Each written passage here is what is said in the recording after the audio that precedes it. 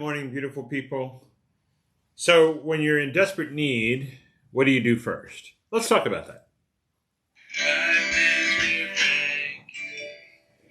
I'm a little late. I'm sorry.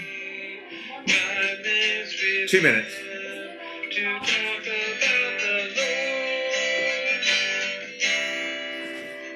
Yeah.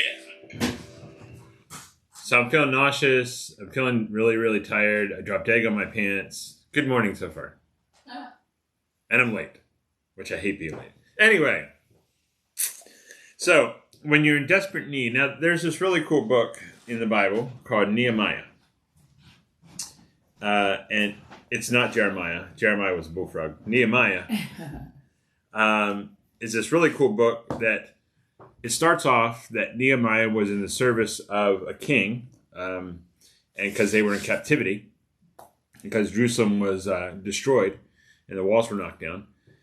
And he heard about this and he was distressed at work. Gee, I wonder how many people do that every day. But he was distressed, and so the first thing he did was go to the boss. The first thing he did was go to complain and go on Facebook. No. The first thing he did was go badmouth somebody and gossip. The first thing he did was that he was saddened in his heart and prayed to the Lord in heaven over several days.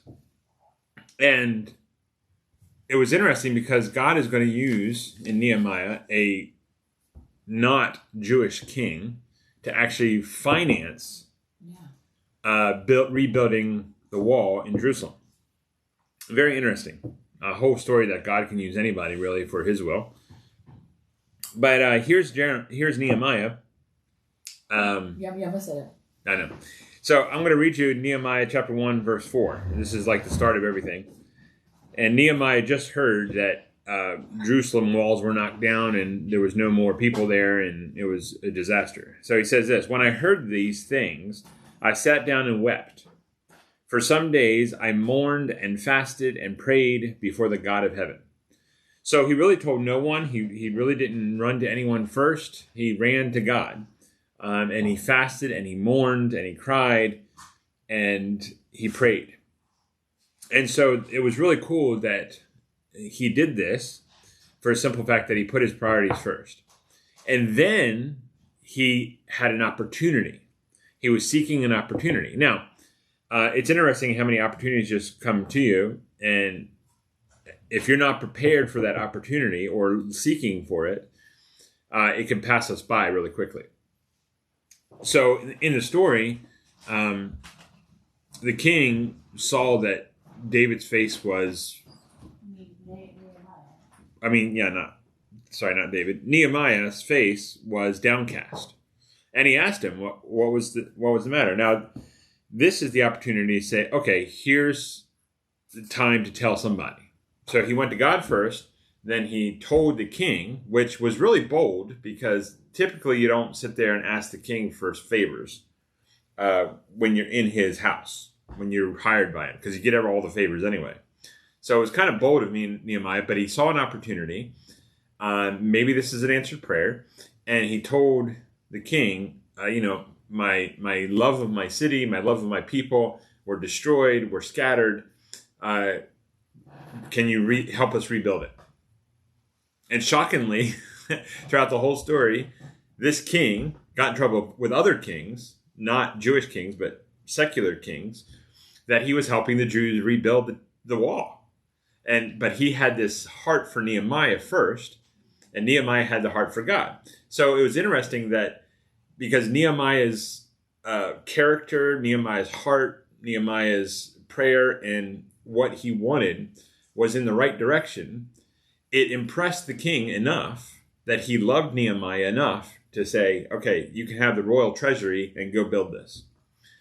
Even though, Jews were hated at that time and were in exile. And so you should really, really read this book. It's a really cool thing how we could do that in our jobs today. If we can do that in America today. We could do that in our personal relationships, that if our heart is in the right place and we seek opportunity, God will give it, but we have to put God first in the scheme of things. A lot of times we want to help ourselves. Not that I'm not saying we can't, but we kind of have this priority mixed up. We want to help ourselves and then start gossiping and then start complaining. And then we go to God when it gets really worse.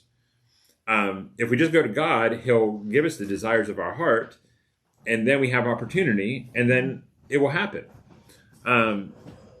So I think Nehemiah had the right attitude, the right direction, and it is a really cool book. Just go read it. My encouragement is for you this weekend to read Nehemiah, because it has a lot of really good practical things that we could do in our life today, in our jobs, in our retirement, in our friendships, in our relationships, how to handle those things and how to defend your beliefs. It's a really, really cool book. But it starts off as priority that Nehemiah wept, mourned, fasted, and prayed, and then he sought the opportunity. Anyway, just a really cool book. I encourage you to read it. I love you. Jesus loves you too. You have a great Friday. Oh, it's Friday. I know. Whew. Where did the week go? Anyway. See you on Sunday. See you on Sunday in person at 11 o'clock or Facebook Live. Either one. But I would love to have you in person because we had 55 last week. Let's go for 60 this week. All right. Love you. Bye.